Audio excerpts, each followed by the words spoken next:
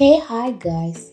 ZN ஷோஸை subscribe பண்ணாதவங்க subscribe பண்ணிக்கோங்க. பக்கத்தில் இருக்க பெல் ஐக்கானை கிளிக் பண்ணிக்கோங்க அண்ட் ஃபாலோ பண்ணாதவங்க ஃபாலோ பண்ணிக்கோங்க. ZN ட்ராமாஸ்னே நமக்கு ஒரு சேனல் இருக்கு. அதில் ரொம்ப மிஸ்டீரியஸான த்ரில்லரான கொஞ்சம் ரொமான்டிக்கான ட்ராமாஸ்லாம் அப்லோட் பண்ணுவேன். அதையும் சப்ஸ்கிரைப் பண்ணி வச்சு உங்களோட சப்போர்ட்டை கொடுங்க. Okay guys, so welcome to the ZN shows guys. அப்போ மம்மியும் அழுதுகிட்டே நர்ஸ் பாருங்க வியூக்கு ப்ளீடிங் ஆகுது அப்படின்னு சொல்கிறாங்க. அவங்களும் க்ளீன் பண்ணிட்டு பஞ்சை வச்சவங்க ஓகே நான் டாக்டரை கூட்டிகிட்டு வரேன் அப்படின்னு சொல்லிட்டு அங்கே இது போகிறாங்க.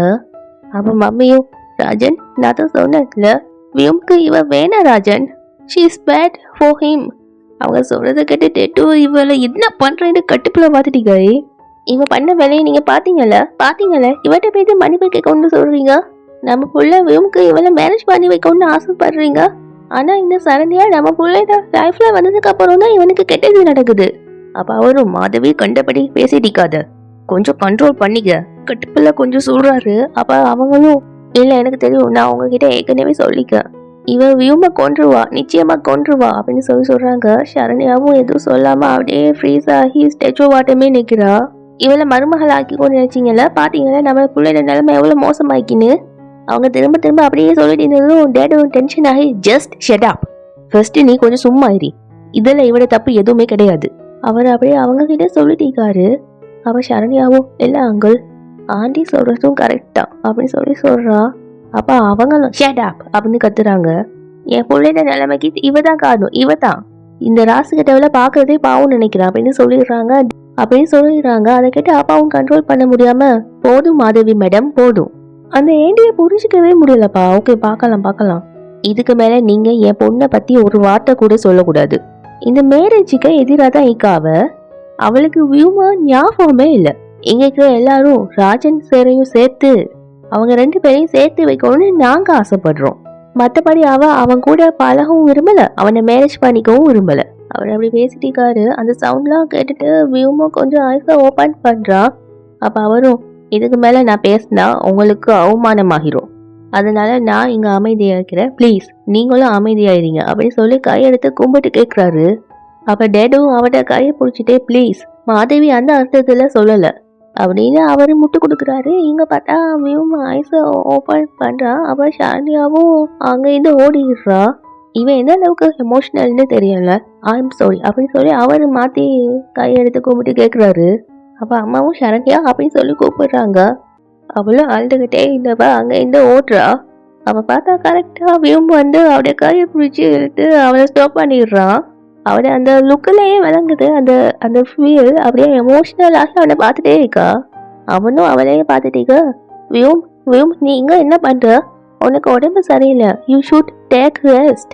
அவ சொன்னதுக்கு அவன் ரிப்ளை பண்ணாம அவன் என்னடா நீ எங்க போற, அவன் கேட்டதுக்கு அவளும் அழுதுகிட்டே நான் போறவையும் அப்படின்னு சொல்றா. எங்க உன்னை விட்டு தூரமா அப்படின்னு சொல்லிடுறா. என்கிட்ட சொல்லாமே போறியா?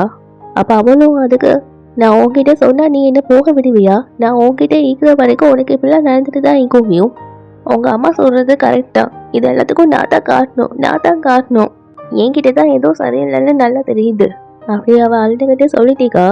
உன் கூட ஒரு நிமிஷம் வாழ்றதுக்கு என் மொத்த லைஃபையும் தரணும்னா எனக்கு அது போதும், அந்த ஒரு நிமிஷம் போதும், ஆனா அந்த ஒரு நிமிஷம் நீ இல்லாம என்னால வாழ முடியாது அவன் அப்படி சொல்றான். அப்ப சரண்யாவும் இப்படி கச்சி இவன் கவுத்துருவான் அப்படின்னு அழுதுட்டே பின்னால போறா. அவனும் அவளையே பார்த்துட்டிக்கான். அப்ப அவளும் இப்படி பண்ணாதவையும் ப்ளீஸ் என்ன போக விடு, ஒருவேளை என்னால உனக்கு ஏதாச்சும் ஆகிடுனா அப்புறம் என்னால என்ன மன்னிக்கவே முடியாது. அவ அப்படி சொன்னதும் அவளே பார்த்துட்டு இருந்தவன் அவட கையை பிடிச்சி இழுத்துட்டு போறான். அப்ப அவளும் வியும் என்ன போக விடு அப்படின்னு சொல்லி கத்திட்டே போறா. அப்ப எல்லாரும் டென்ஷன் ஆகிக்குதுவோ. அப்ப மம்மியும் என் பையன் மறுபடியும் அவன் பின்னாலேயே ஓடிட்டான், யாராவது அவனை கூட்டிட்டு வாங்கல, என் பையனை அவன் ஏதாவது பண்ணிடுவா அப்படின்னு சொல்றாங்க. அதை கேட்டு அப்பாவும் கடுப்பாகி இங்க பாருங்க மாதவி மேடம், என் பொண்ணு எதுவும் செய்யல அப்படின்னு அவரு கோவமா சொன்னதும் டேடும் இவளை வச்சுக்கிட்டு மாதவி ஜஸ்ட் ஷட் அப் அப்படின்னு சொல்லிட்டு அவரை சமாதானப்படுத்துறாரு. அப்ப டேடும் இங்க பாருங்க நான் சொல்றத கேளுங்கன்னு சொல்றாரு. அப்ப கரெக்டா வியூம் ரூம்குள்ள வந்து நான் சொல்றத நீங்க எல்லாரும் கேளுங்க அப்படின்னு சொல்றான். அப்ப எல்லாரும் திரும்பி பாக்குதுவோ. அப்ப அவ கையை பிடிச்சி இழுத்து முன்னால இழுத்து விட்டவன் அவன் கையை நீட்டி, இந்த வியூம் என்ன ஆனாலும் உங்க பொண்ணை கைவிட மாட்டான். என்ன என் ரேகை தான் என் விதின்னு நீங்க நினைச்சா உங்க பொண்ணு சரண்யா தான் என் விதி. நான் விடுற மூச்சு தான் என் வாழ்க்கையோட ஆதாரம்னு நினைச்சா சரண்யா தான் என் வாழ்க்கையோட ஆதாரம். அவன் சொன்னதை கேட்டு சரண்யாவும் அழுதுகிட்டே பார்த்துட்டிக்கா அவனை கண்ணெடுக்காம. என் லைஃப் எப்பவுமே என்கிட்ட தான் ஈக்கணும். ஸோ இங்க இருக்கிற அத்தனை பேருமே இதை மனசார ஏத்துக்கிறது தான் ஒரே வழி. அவன் எனக்கு அவசகனமோ பேட் லக்கோ இல்லை. சரண்யா என் ட்ரெஷர். என் எத்தனையோ ப்ரேயர்ஸ்க்கு அப்புறம் கடவுளே எனக்கு கொடுத்தாரு. இவன் இவ்வளோ நம்மளை லவ் பண்ணுறான்னு அழுதுகிட்டே பார்த்துட்டிக்கா. ஸோ ப்ளீஸ் அனாவசியமாக பேசாதீங்க அப்படின்னு அவன் அம்மாவை பார்த்துக்கிட்டே சொல்கிறான். அவன் மேலே உயிரையே வச்சுக்க. காதல் ஒன்றும் பிடிவாதம் இல்லை. ஃபோர்ஸ்ஃபுல்லாக யாரையும் காதலிக்கவும் முடியாது, காதலிக்க வைக்கவும் முடியாது. காதலுக்குன்னு இந்த உலகத்தில் ஒரு தனி இடம் இங்குது. மாம் டேட், காதல்ங்கிறது ஒரு உலகம். அங்கே ஒரு ஆணும் பெண்ணும் ஹெப்பியாக வாழ்ந்துட்டு இருப்பாங்க, அதுவும் மனசார. நீங்கள் அப்படி இல்லைன்னு குத்தி காட்டுற மாதிரியே சொல்கிற மாதிரி இருக்குதுப்பா. நான் உங்கள் எல்லாருக்கிட்டையும் ப்ளீஸ் ஒரு ரெக்வஸ்ட் பண்ணி கேட்டுக்கிறேன். சரண்யாவையும் சரி என்னையும் சரி எங்கள் வாழ்க்கையை வாழ விடுங்க. அவங்க யாருக்கும் என்ன பற்றி தெரியாதா? இந்த வாழ்க்கையோட ஒரு லட்சியம் என்ன? சரண்யாவை ஹெப்பியாக பார்த்துக்கணும். அவளுக்கு ஒரு சின்ன கஷ்டம் ஏற்பட்டால் கூட எனக்கு அது ரொம்ப பெருசாக வலிக்கும். எனக்கு ஒரு சின்ன கஷ்டம் ஏற்பட்டால் அது உங்களுக்கு பெரிய கஷ்டமாக மாறும்னு எனக்கு தெரியும். ஸோ ப்ளீஸ் இந்த மாதிரி பண்ணாதீங்க. அண்ட் டேட், மேரேஜ் பண்ணிக்கிற டிசிஷனை சரண்யா மட்டும்தான் எடுக்கணும். அவளுக்கு எப்போ தோணுதோ அந்த முடிவை அப்போ அவள் எடுப்பாள். முடிவெடுக்க விருப்பம் இல்லைன்னா அவள் எடுக்கவே மாட்டாள். அவளுக்கு என்ன மேரேஜ் பண்ணிக்க விருப்பம் இல்லைன்னா தட்ஸ் ஃபைன். நானும் மேரேஜ் பண்ணிக்க போகிறதே இல்லை. அவளை எப்போவும் நான் ஃபோர்ஸ் பண்ண மாட்டேன். அதுவும் நீங்களும் யாரும் ஃபோர்ஸ் பண்ணக்கூடாதுங்கிறது தான் என்ட விருப்பம். அவளை எப்போவும் நான் ஃபோர்ஸ் பண்ண மாட்டேன். அதோட நீங்களும் யாரும் அவளை ஃபோர்ஸ் பண்ணக்கூடாதுங்கிறது தான் என்ட விருப்பம். அப்படியே உனக்காக நான் பண்ண நீ கத்தி என் சைடே திருப்புறல பார்த்துக்கிறேன் உன்னை அப்படின்ற மாதிரியே பார்க்குறாரு. ஒருவேளை சரண்யாவுக்கு என்ன தவிர வேற யாரையாச்சும் மேரேஜ் பண்ணிக்கணும்னு தோணுச்சுன்னா அப்போவும் நான் துணையா இருப்பேன் அப்படின்னு சொல்கிறான். சரண்யா ஃபுல் ஃப்ளட்டு தான். கொஞ்சம் கஷ்டமாயிக்கும் தான். ஆனால் இதில் எந்த வற்புறுத்தலும் இருக்காதுல. ஏன்னா காதல் எப்போவுமே வற்புறுத்தலால் வராது. நான் சரண்யாவை காதலிக்கிறேன், அதுக்காக அவள் என்ன காதலிக்கணும்னு எந்த அவசியமும் இல்லை. நான் அவளுக்கு முழுசமாக சொந்தமாயிப்பேன். அதுக்குன்னு அவளும் எனக்கு அப்படி கொண்டு எந்த நிர்பந்தமும் இல்லையே. அவளுக்கு விருப்பமாயிருந்தால் அவள் எனக்கு சொந்தமாகட்டும். அப்படி அவளுக்கு விருப்பம் இல்லைன்னா அப்படி அவளும் நடக்கவே வேணாம். இந்த முடிவை என்னைக்காயிருந்தாலும் சரண்யா மட்டும்தான் எடுக்கணும். இந்த முடிவை நீங்கள் மட்டும் இல்லை, யாருக்கும் கிடையாது. இந்த முடிவை யாரும் எடுக்கலாது. அது என் அப்பா அம்மாவாக இருந்தாலும் சரி அப்படின்னு சொல்லி அவன் சவுண்டாக பேசினதும் நேசம் சவுண்டாக பேசாதீங்க, இது ஹாஸ்பிட்டல் அப்படின்னு சொல்கிறாங்க. ஹாஸ்பிட்டல்ன்ற விஷயம் எனக்கு நல்லாவே தெரியும், ஆனால் இந்த விஷயத்த எங்கே பேசித்தான் ஆகணும் அப்படின்னு சொல்கிறான். அவன் நேசம் அரே மெண்டல் போடா நீ வேற அப்படின்னு சொல்லிட்டு அவருங்க பேத்துடுறாங்க. அவன் டேட் ஆனால் வியூம் அப்படின்னு இருக்கிறாரு. அப்போ வியூமோ டேட், சரண்யாக்கும் எனக்கும் நட்புன்னு உறவு வைக்குது. இந்த உறவுக்கு அவன் வேற ஒரு பேர் கொடுக்கும்னு நினைச்சா கூட அது அவனை முடிவாயிக்கட்டும். ஸோ ப்ளீஸ் இங்கே இருக்கிற அத்தனை பேரும் நான் ரிக்வெஸ்ட் பண்ணி கேட்டுக்கிறேன். இந்த நிமிஷத்துலேருந்து யாரும் சரண்யா கிட்ட மேரேஜை பற்றி பேசவே கூடாது. எல்லாரும் சைலண்டாக இருந்ததும் அவனும் தேங்க்யூ அப்படின்னு சொல்லி முடிச்சவன் அவனோட மாம் அப்படின்னு சொல்லி மாமா கூப்பிட்டு, அவங்களுக்கு நடந்த ஆக்சிடெண்ட்டை பற்றி நல்லாவே தெரியும்ல, எனக்கு இந்த லைஃபே சரண்யாவால் தான் கிடைச்சிக்கி. அன்னைக்கு அந்த ஆக்சிடெண்ட்டில் அவன் மட்டும் எல்லா விஷயத்தையும் தலை மேலே சுமந்துட்டு நின்றான்.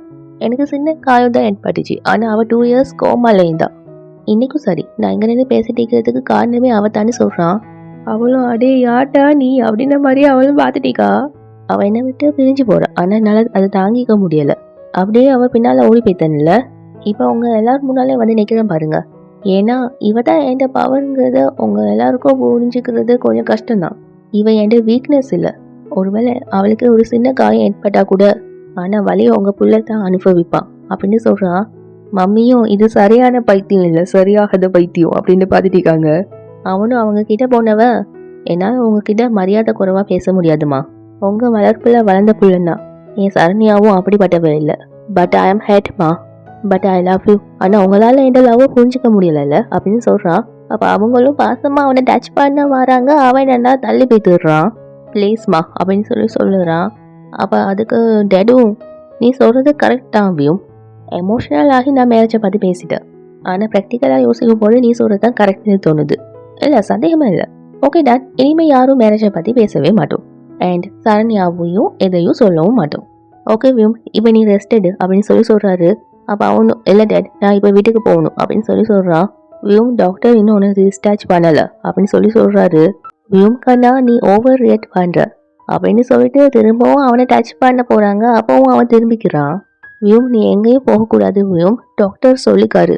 உனக்கு பலமாக அடிபட்டுக்குது, நீ 24/7 அப்சர்வேஷனில் இருக்கணும். அப்போ அவள் சொன்னதுக்கு தான் அவனும் ஓகே அப்போ நான் எங்கேயே இருக்க, அவரே அப்சர்வேஷனில் இருக்க சொல்லிக்கால, நான் நாளைக்கு வீட்டுக்கு வரேன் அப்படின்னு சொன்னதும் டேடு கூட்டிகிட்டு போவேன் நான் வருவேன் அப்படின்னு சொல்கிறாரு. இல்லை டேட் நானே வீட்டுக்கு வந்துடுறேன். அவரும் வியூம்னு சொல்ல வர்றது அவனும் ப்ளீஸ் டேட், அவரும் அவன் சொன்னா கேட்க மாட்டாண்டு ஓகே அப்படின்னு சொல்லிடுறாரு. அப்போ அம்மாவும் வியூம் உடம்ப பார்த்துக்கோ அப்படின்னு சொல்கிறாங்க. அப்போ அவனும் கெல்ட்டியாகவே சாரி அப்படின்னு சொல்கிறான். அவங்களும் இல்லைப்பா அப்படின்னு சொல்லி மண்டையாட்டுறாங்க.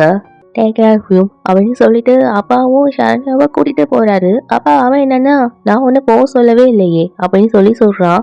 அப்போ ஷரண்யாவும் அவனை பார்க்குறா. நான் இந்த ஹாஸ்பிட்டலில் தனியாக உட்காந்துட்டு என்ன பண்ணுறது, யாராவது கூட இருக்கணும்ல. அப்போ அவளும் அப்பாவை பார்க்குறா. அவரும் அப்படின்னு சொல்கிறாரு. அதுக்கப்புறம் எல்லாரும் அங்கேருந்து பேசிடுறாங்க. அப்போ ஷரண்யாவும் கண்ணெடுக்காம அவனையே பார்த்துட்டிக்கா. அதுக்கப்புறம் அவனை கை தாங்கலாம் கூட்டிகிட்டு வந்து பெட்டில் ஈக்க வைக்கிறா. அவனை மெதுவா அப்படின்னு சொல்லிட்டு படுக்க வைக்கிறா. அப்போ சார் லுக் இருக்குது நத்தேங்க. அப்போ அவனும் அவன் 2 பேருக்கும் மைண்டு ஃபுல்லாக அதுக்குள்ள நடந்த குட் மெமரிஸ் தான் ஞாபகம் வருது. அப்போ அவனும் மெதுவாக ரொமான்டிக்காக அவனோட ஹேவை எடுத்து விட்றான். அவளும் வச்ச கண்ணு வாங்காமல் அவனையே பார்த்துட்டிக்கா. இவங்க ரொமான்ஸ் பண்ணாலே அந்த பவுடர் மூஞ்சிக்கு பொறுக்காது வந்துடுருப்பா கரடி. அப்போ ஷரண்யாவும் கான்ஷியஸ்க்கு வந்தவன் அவனை இந்த கொஞ்சம் தள்ளி வந்து பெட்ஷீட்டை அவனுக்கு விரிச்சு விட்றா. இவன் நீ என்ன சொல்ல போறேன்னு எனக்கு நல்லா தெரியும், இதெல்லாம் உன்னால தான் நடக்குது எக்ஸெட்ரா எக்ஸெட்ரா. அதுக்கு நான் பதிலுக்கு ஆமான்னு சொல்வேன். எஸ் இதெல்லாம் உன்னால தான் நடக்குது. அவன் சொல்கிறத கேட்டு அவளும் ஸ்மைல் பண்ணிட்டே இருக்கா. நீ நாள் பூரா என் கூடவே இருந்தனா நான் நினைச்சா கூட ஒன்று என்னால் இக்னோர் பண்ணவே முடியாது. ஆனால் நீ என் கண்ணு முன்னால் இல்லைன்னா நான் நினச்சா கூட என்னால் ஒன்று மறக்க முடியாது. அவன் சொன்னதை கேட்டு அவளும் சைலண்ட் ஆகிடுதும் ஃபீலிங் கில்ட்டி குட் கொஞ்சம் தண்ணி எடு. அவளும் அப்படின்னு ரியாக்ஷன் கொடுக்குறா. தாகமாகி தண்ணி வேணும், ட்ரை ஆகிட்டு ரொம்ப பேசிட்டேன் அப்படின்னு சொல்கிறான். அவளும் ஸ்மைல் பண்ணிட்டே வாட்டர் எடுத்து அவன்கிட்ட கொடுக்குறா. அவனும் தேங்க்யூன்னு சொல்லிட்டு வாட்டரை வாங்குறான். I miss him, I impressed வேலைக்காரா. அவனும் வாட்டரை குடிச்சிட்டு அவளே பார்க்குறான். அப்போ அவன் என்னன்னா இன்னைக்கு நீ மேரேஜ் பண்ணுறியான்னு கேட்டால் கூட நான் ஓகேன்னு சொல்லிப்பேன் அப்படி சொல்லிடுறா. அவனும் அவளையே பார்த்து இருந்தவன் நான் அப்படி கேட்டீங்கன்னா நீ மனசால சம்மதிச்சிக்க மாட்டல, அவள் எப்படி மேரேஜ் பண்ணிக்கிறது? நான் உன் கண்ணு முன்னால் தான் இருக்கேன், ஆனால் நீ ஒரு அடி கூட எடுத்து வைக்க மாட்டேங்கிற. இதுதான் ப்ராப்ளமே. என்னால் லைஃப் லாங் உனக்காக வெயிட் பண்ணிட்டிக்க முடியும், ஆனால் என்னால் உன்னை ஃபோர்ஸ் பண்ணவே முடியாது அப்படி அவன் சொன்னதும் அவளும் யோசிச்சிட்டிக்கா. அப்போ அவனும் வாட்டர் அவகிட்டே கொடுத்து தேங்க்யூ அப்படின்னு சொல்லி கொடுக்குறான். அவளும் வாங்கி வச்சிடுறா. அப்போ அவளும் நான் ஒன்று பண்ணலாமா அப்படின்னு கொஞ்சம் ரொமான்டிக்காக கேட்குறா. அதுக்கு அவன் என்னன்னா பெட்ஷீட் எடுத்து போத்திட்டு ஏய் ஒரு நிமிஷம், இந்த ரூமில் நம்ம 2 பேரும் தனியாக தான் இருக்கோம், நீ பாட்டுக்கு அடிபட்டுக்கிறதுக்கு பையன் மேலே அட்வான்டேஜ் எடுக்க மாட்டியே அப்படின்னு சொல்லி டீஸ் பண்ணுறா. அவளும் மெதுவாக அவன் மேலே அடிச்சு விட்டுட்டு ஷேட் அப் அப்படின்னு சொல்லி ஸ்மைல் பண்ணிட்டே சொல்கிறா. எனக்கு யார் மேலேயாச்சும் அன்பு அதிகமாகிட்டுன்னா அம்மா அப்பா ஆதி அந்த நேரத்தில் அப்படின்னு சொல்லிட்டு அவனை கன்னத்தில் கிள்ளி விட்டுட்டு நான் இப்படி பண்ணுவேன்னு சொல்கிறா. அப்போ அவனும் இதுக்கு முன்னால் கூட நீ இப்படி பண்ணிக்க, உனக்கு என் மேலே லவ் ஜாஸ்தி ஆகும் போதெல்லாம் அப்படி சொன்னதும் அவளும் யோசிச்சு பார்க்குறா. பட் கிளியராக இல்லை, லைட்டாக வந்துட்டு போகுது. அப்போ அந்த கோஸ்ட்டும் அப்படி அப்படின்னு சொல்லிட்டு வியூமுக்கு முன்னால் அதோட ஃபேஸை அணிட்டுது.